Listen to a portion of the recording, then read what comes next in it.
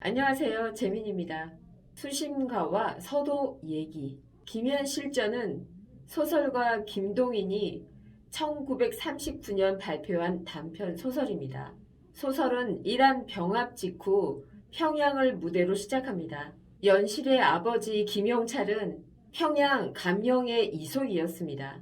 김영찰의 아버지는 군정이었는데 군정은 군대의 하급 관리입니다. 지체 있는 기생들은 김영찰을 군정의 자식이라 하여 속으로 멸시를 하고 김영찰은 화류계에서 대접받지 못했습니다. 그러나 조선이 망하고 양반이 사라지면서 기생의 신분도 떨어져 김영찰은 기생들에게 더 이상 멸시당하지 않게 되었습니다. 소설은 시대의 변화를 이렇게 묘사합니다.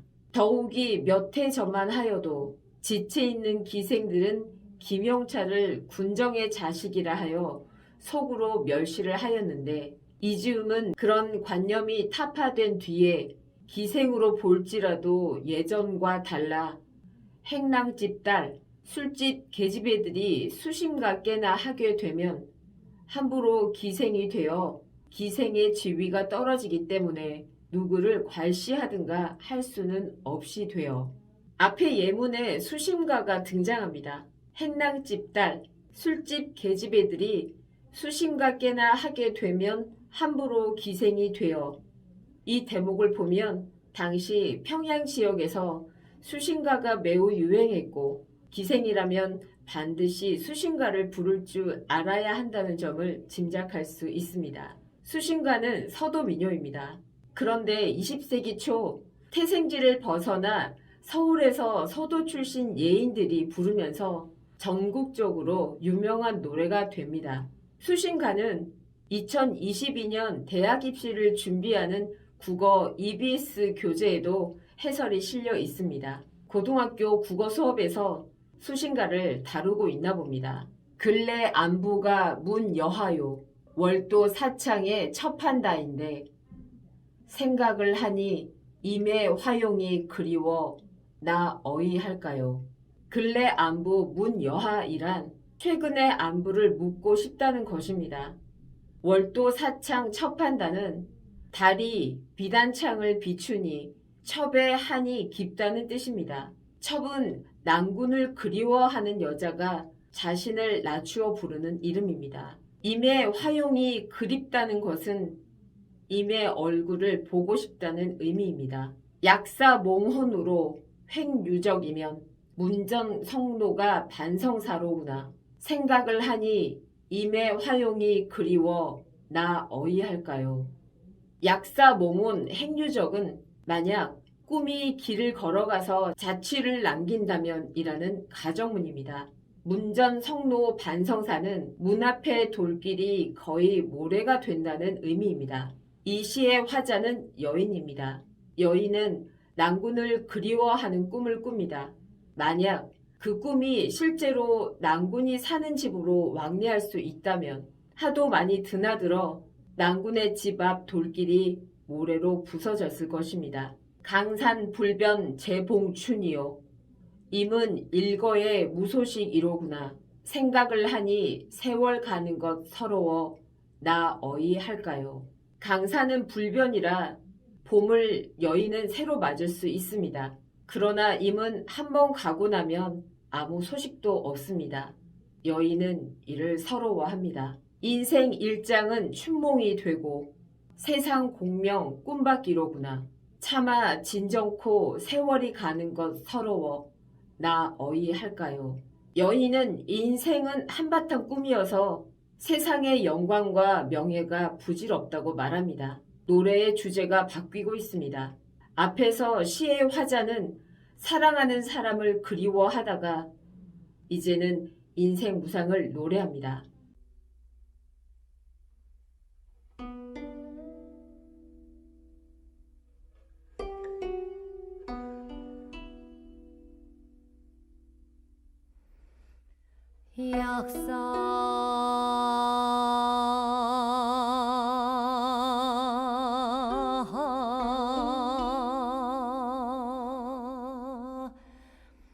몽혼으로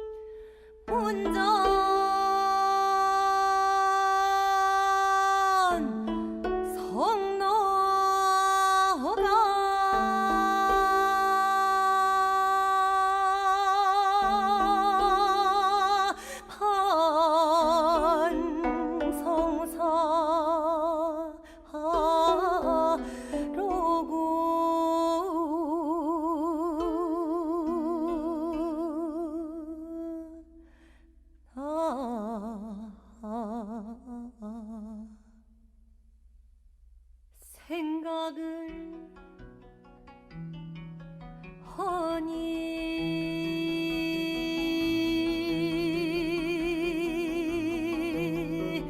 님의 화영이 그리워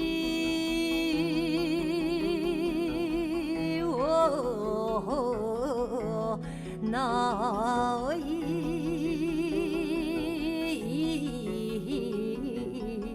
할까요?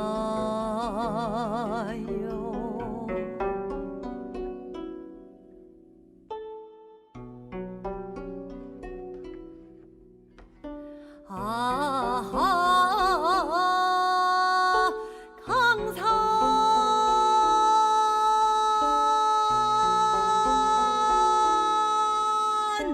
불변제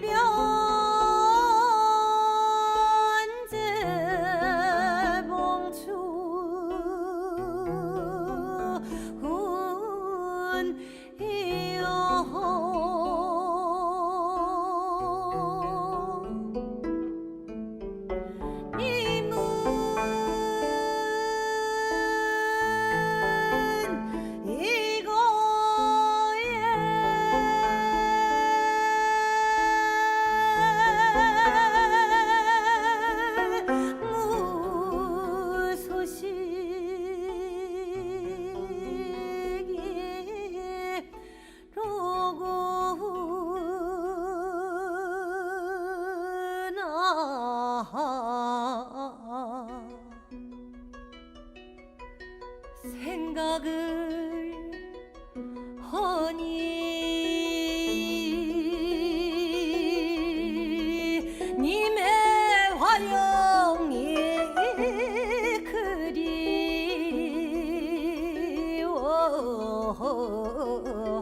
나의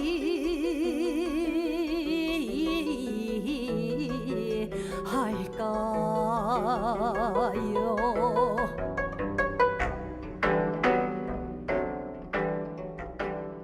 1900년대 서울에 광무대, 장안사, 단성사 같은 사설극장이 생겨납니다. 여기서 공연하기 위해 전국 각지에서 예능인들이 서울로 몰려들고 서도 출신 가인들도 상경하여 수심가 등 서도 민요를 공연하였습니다. 20세기 초 수심가 가창자는 대부분 예기들이었지만 소수의 남성 가인들도 있었습니다. 1912년 7월 12일 매일신보에 음반 광고가 실려 있는데 그 음반에 문영수가 박춘재와 함께 녹음한 수심가가 실려 있습니다. 수심가를 녹음한 최초의 음반은 1908년경 미국 빅터가 발매한 수심가입니다. 이 음반의 창자는 누구인지 알 수는 없습니다. 문영수는 평양 출생입니다. 그는 평양 날탕패에서 활동하다가 상경하여 원각사에서 서도소리를 불렀습니다. 박춘재는 경기의 가인인데 문영수에게 서도소리를 배웠습니다. 서도소리가 서울의 관객에게 너무나 인기가 커서 경기의 가인들도 서도소리를 부르지 못하면 행세를 하지 못했기 때문입니다. 문영수는 서울의 기생조합에서 기생들에게 수심가를 가르쳐서 수심가가 널리 퍼지는데 큰 역할을 합니다. 1910년대부터 서도 출신 기생들이 서울로 진출하여 장안사, 단성사, 광무대 등 극장을 중심으로 활동을 펼칩니다. 매일신보 1913년 12월부터 1914년 7월까지 장안사와 단성사 광고를 보면 수심가가 공연되었다는 점을 알 수 있습니다. 수심가를 부르는 사람은 금홍과 검홍입니다. 이 둘은 서울에서 최고의 인기를 누리던 서도 출신 기생입니다. 1910년만 하더라도 서울에는 평안도와 황해도 출신, 즉 서도 출신 기생들이 인기가 많았습니다. 매일신보의 예단 일백인 연재기사에 수록된 전체 기생 89명 중에 평안도는 49명, 황해도는 6명, 서울 경기는 11명, 전라도 1명입니다.